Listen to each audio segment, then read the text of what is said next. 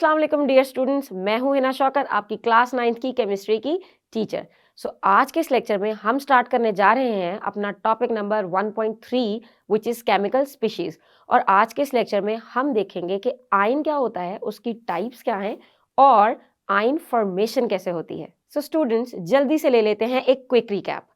हमने स्टार्ट किया है अपना chapter number 1 which is fundamental of chemistry, और सबसे पहले इसमें हमने देखा अपना topic 1.1 which was about branches of chemistry, और उससे भी पहले हमने लिया था introduction of science and chemistry. So after this we started our topic number 1.2 which was basic definitions. और बेसिक डेफिनेशंस में हमने डिटेल में डिस्कस की classification of matter, physical properties, chemical properties और बहुत सी इंपॉर्टेंट केमिस्ट्री की डेफिनेशंस।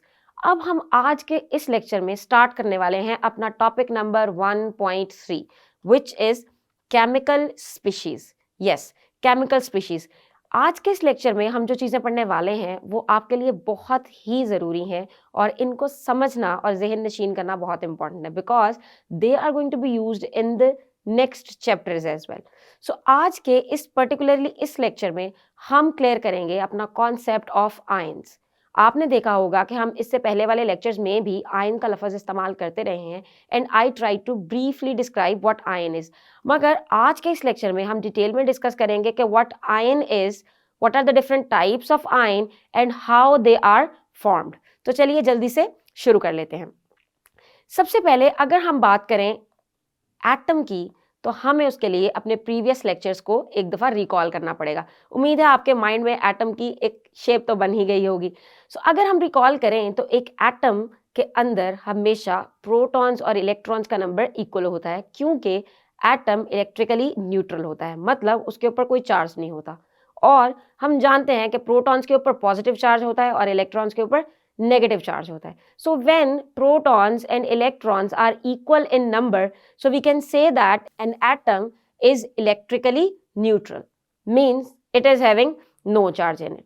लेकिन sometimes atom becomes ion when it gain or loses its electron. अब सवाल ये पैदा होता है कि why atom gains or loses its electron? So remember, atoms always need stability and they want to complete their octet, मतलब उनको अपना outer most shell complete चाहिए. In case of first shell there should be 2 electrons. In case of other than first shells there should be 8 electrons. तो अगर atom के outer most shell में electrons complete होते हैं तो वो atom stable होता है, और उन्हें complete करने के लिए sometimes atom इलेक्ट्रॉन्स को गेन या फिर लूज करता है, मतलब या तो अपने एक्स्ट्रा इलेक्ट्रॉन्स किसी को दे देता है या फिर किसी से लेकर अपना आउटर मोस्ट शेल कंप्लीट करता है। इसके अलावा भी सूरत हो सकती है जो कि है शेयरिंग ऑफ इलेक्ट्रॉन्स, लेकिन शेयरिंग ऑफ इलेक्ट्रॉन से आयंस नहीं बनेंगे। So in the formation of ions the gain and lose of the electron is involved.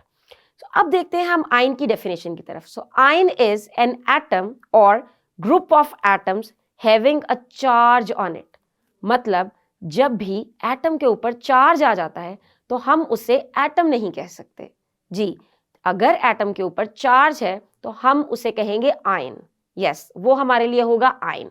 अब चार्ज किस किस तरह का हो सकता है, ये एक फिजिक्स का टॉपिक है चार्ज, लेकिन सबको मालूम होगा कि चार्ज दो तरह का हो सकता है। Either it could be positive और इट कुड बी नेगेटिव, या तो पॉजिटिव चार्ज होगा या नेगेटिव चार्ज होगा। और अगर हम आयंस को क्लासिफाई करें इस चार्ज की बेस पे, मतलब कि अगर हम सिर्फ ये देखें कि किस किस तरह के मुख्तलिफ आयंस हो सकते हैं, अगर हम उसे चार्ज की मदद से देखें तो दो तरह के आयंस हो सकते हैं। एक को हम नाम देते हैं कैट आयंस और एक को कहते हैं हम एनाइंस। अब सबसे पहले देखते हैं कि कैट आयंस क्या होते हैं। Cations basically an atom or group of atoms having positive charge on it, मतलब अगर किसी एटम पे या फिर ग्रुप ऑफ एटम्स पे पॉजिटिव चार्ज आ जाएगा तो हम उसे कहेंगे कैट आयन। अब समझना हमें ये है कि पॉजिटिव चार्ज कैसे आता है। उसके लिए उम्मीद है कि आपको याद होगा कि protons are positively charged and electrons are negatively charged. तो पॉजिटिव चार्ज यकीनन तब आना चाहिए जब इलेक्ट्रॉन्स का नंबर प्रोटॉन्स के नंबर से कम हो जाए, मतलब नेगेटिव चार्ज कम हो जाए और पॉजिटिव चार्ज ज़्यादा हो जाए, तभी तो एटम के ऊपर पॉजिटिव चार्ज आ सकता है, मगर मसला यह है कि प्रोटॉन्स तो हैं न्यूक्लियस के अंदर, वो तो बाहर निकल नहीं सकते, ना ही आप उसके अंदर कोई प्रोटॉन डालेंगे। सो बेसिकली चार्जेस में सिर्फ और सिर्फ इलेक्ट्रॉन्स इन्वॉल्व है। So cations are formed when atom lose electron from their outermost shells. ये भी आपको हमेशा याद रखना है। आउटर मोस्ट शेल को वैलेंस शेल भी कहा जाता है, लेकिन आपको ये याद इसलिए रखना है क्योंकि जब इलेक्ट्रॉन्स लूज या गेन होते हैं तो वो सिर्फ आउटर मोस्ट शेल से ही होते हैं, बाकी शेल्स इसके अंदर इन्वॉल्व नहीं होंगे। And remember, outermost shell is the last shell. You will count from the nucleus, और उसका जो सबसे बाहर वाला शेल होने वाला है वो है उसका आउटर मोस्ट या फिर वैलेंस शेल। अब जो ज्यादातर मेटल्स हैं वही कैटाइंस बनाते हैं, क्योंकि आपको याद होगा कि वैलेंसी के कॉन्सेप्ट में हमने देखा कि अगर किसी एटम के आउटर मोस्ट शेल में 4 या फिर लेस देन 4 इलेक्ट्रॉन्स हो तो वो अपने इलेक्ट्रॉन्स लूज करके स्टेबिलिटी लेता है। जी हाँ, लूज करके मतलब उसके पास जो 1, 2 या 3 एक्स्ट्रा इलेक्ट्रॉन होते हैं वो उनको किसी और को डोनेट कर देता है, और फिर वो पूरे का पूरा शेल ही खत्म हो जाता है, और जो उससे पीछे वाला शेल होता है वो कंप्लीट होता है। सो इसलिए atoms having less than 4 electrons in their outermost shell, they have tendency, मतलब उनमें ये सलाहियत है to lose their electron, और जब वो लूज करेंगे इलेक्ट्रॉन तो उनके ऊपर कौन सा चार्ज आएगा? पॉजिटिव चार्ज, क्योंकि इलेक्ट्रॉन्स तो बाहर निकल जाएंगे लेकिन प्रोटॉन्स का नंबर उतना ही रहेगा। जी हाँ, एटॉमिक नंबर यानी कि number of protons it would remain same, लेकिन नंबर ऑफ इलेक्ट्रॉन्स कम होने की वजह से उसके ऊपर नेगेटिव चार्ज कम हो जाएगा। फॉर एग्जाम्पल सोडियम, सोडियम भी पॉजिटिव आयन बनाता है क्योंकि इसके आउटर मोस्ट शेल में 1 इलेक्ट्रॉन होता है। पोटेशियम ये भी पॉजिटिव आयन बनाता है जिसको कहते हैं कैटाइन। अब जरा देखते हैं इसको एक डायग्राम की फॉर्म में कि basically formation of sodium ion हो कैसे रही है। सो अगर हम सोडियम के एटॉमिक नंबर पे नजर डालें तो सोडियम का एटॉमिक नंबर होता है 11, मतलब उसका स्ट्रक्चर कुछ इस तरह से होगा। जी हाँ, बिल्कुल कुछ इस तरह से, जिसमें प्रोटॉन्स तो होंगे 11 जो कि हैं न्यूक्लियस के अंदर। As you can see inside of the nucleus there are how many protons? 11। और इलेक्ट्रॉन्स होंगे अपने रिस्पेक्टिव ऑर्बिट्स में। When I say respective orbits, I have told you that every orbit is having its own capacity of holding electrons. So first orbit can hold 2 electrons, so 2 electrons would be in the first orbit. फिर इससे अगले वाले orbit में आएंगे 8 electrons, और total कितने हैं? 11। So how many are left? Only 1 electron. So in the last shell, which is called as outermost shell or valence shell, there are not more than 1 electrons. So just एक ही electron है उसके outermost shell में, तो ये उस वाले rule पे पूरा उतर रहा है, यानी कि less than 4 electrons. तो फिर सोडियम एटम क्या करेगा स्टेबिलिटी हासिल करने के लिए, यानी कि उसको तो अपना ऑक्टेट कंप्लीट करना है ना। So this atom is going to lose this extra electron. Yes, ये अपना एक्स्ट्रा इलेक्ट्रॉन किसी को दे देगा, मतलब डोनेट कर देगा। और जब ये इलेक्ट्रॉन सोडियम में से निकलेगा तो अब आप देख सकते हैं कि न्यूक्लियस के अंदर प्रोटॉन्स कितने हैं? 11। लेकिन जरा काउंट कीजिए, how many electrons are there in their orbits? There are 10 electrons. So positive charges कितने हुए? 11। नेगेटिव चार्जेस कितने हुए? 10। सो कितने पॉजिटिव चार्जेस ज्यादा हैं? 11 माइनस 10 इज इक्वल टू 1, यानी कि सोडियम के ऊपर क्या चार्ज आएगा? +1। यस, +1, बिकॉज अब उसके अंदर एक नेगेटिव चार्ज वाला पार्टिकल जो कि इलेक्ट्रॉन था वो कम हो गया है। तो कम होने की वजह से पॉजिटिव आयन जरा पावर में आ गए हैं। सो पॉजिटिव चार्ज था प्रोटॉन्स के ऊपर, उसकी पावर हुई ज्यादा, तो कौन सा चार्ज आएगा सोडियम पे? +1। और इसको हम शो भी करेंगे। जी हाँ, ऐसा नहीं कि आप बस Na लिख के उसको छोड़ दें, ऐसा थोड़ी हो सकता है। Na stands for sodium atom.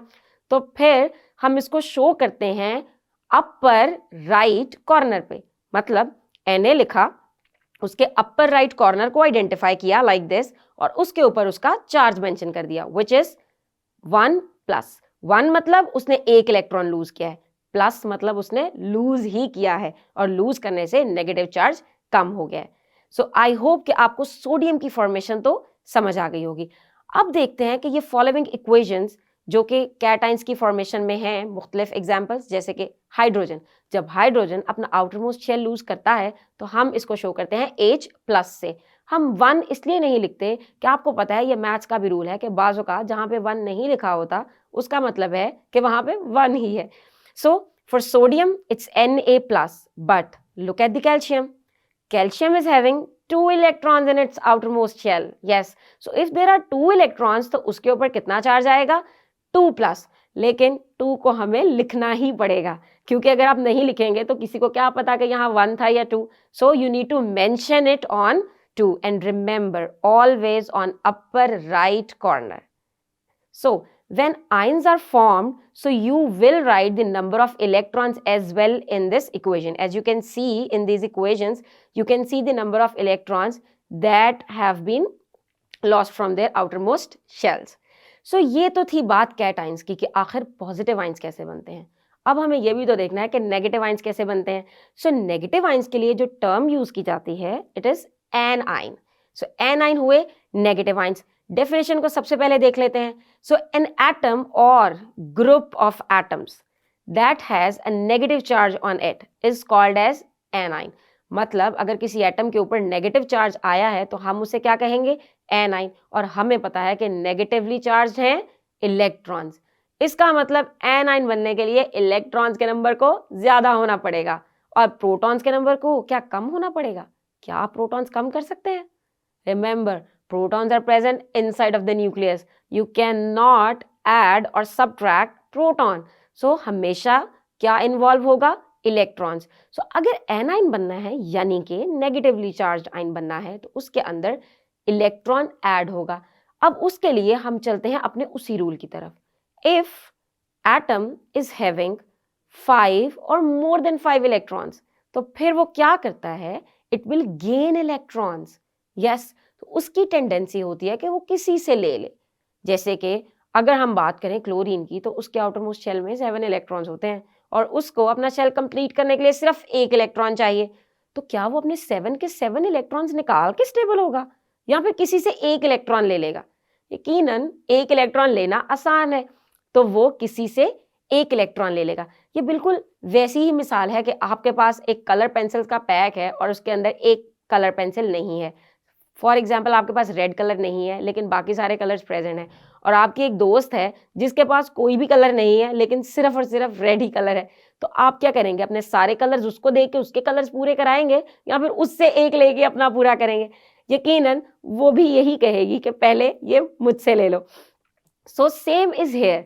अगर मोर देन 5 इलेक्ट्रॉन्स हो, 5 और मोर देन 5, तो फिर that particular atom is having tendency to gain electrons. And if atom is going to gain electron, तो उसके अंदर नेगेटिव चार्ज ज्यादा हो जाएगा, और नेगेटिव चार्ज ज्यादा होने का मतलब उसके ऊपर नेगेटिव चार्ज आएगा और फिर हम उसको बोलेंगे एनाइन. कॉमन एग्जांपल्स हैं एनाइंस की. Cl, ये सिंबल है क्लोरीन का, लेकिन इसके ऊपर माइनस चार्ज आ गया तो ये हुआ एनाइन. तो इसको अब हम क्लोरीन नहीं पढ़ते, इसको हम क्लोराइड पढ़ते हैं.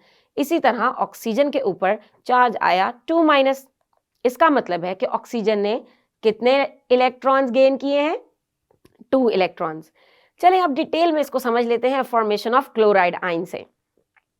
जैसे कि हमने देखा था कि सोडियम का एटॉमिक नंबर 11 है, इसी तरह हम पीरियोडिक टेबल से क्लोरीन के भी एटॉमिक नंबर का पता लगा लेंगे. सो क्लोरीन का एटॉमिक नंबर पीरियोडिक टेबल में गिवन होता है which is 17. And remember, there are going to be 17 protons and 17 electrons because chlorine atom is electrically neutral. So chlorine के हुए 17 प्रोटॉन्स जो तो हो गए इसके न्यूक्लियस के अंदर, यानी कि न्यूक्लियस के अंदर है 17 पॉजिटिव चार्जेस. अब बात करते हैं इलेक्ट्रॉन्स की.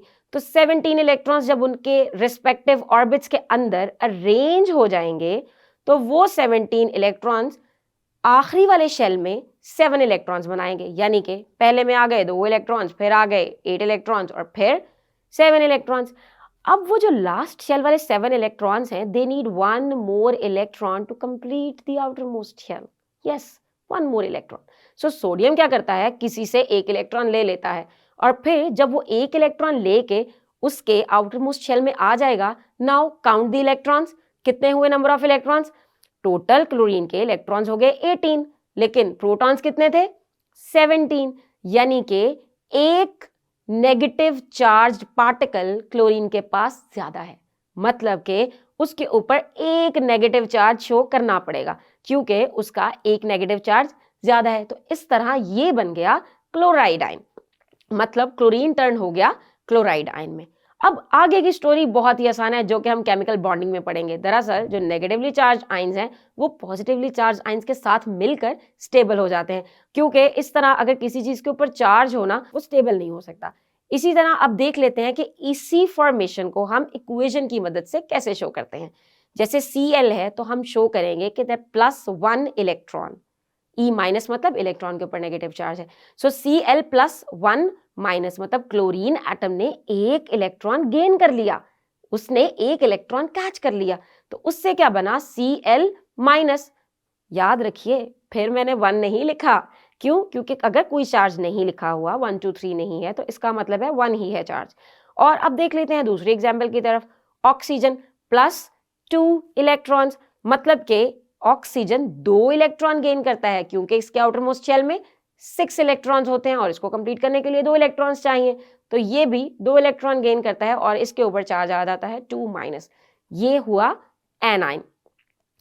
अब चूंकि आयन और एटम थोड़े सिमिलर होते हैं और हो सकता है कि आपको इसमें कंफ्यूजन भी हो जाए और हो सकता है कि पेपर में आपसे इसके डिफरेंस का सवाल भी पूछा जा सके, तो अब जल्दी से डिस्कस कर लेते हैं इन दोनों के डिफरेंसेस।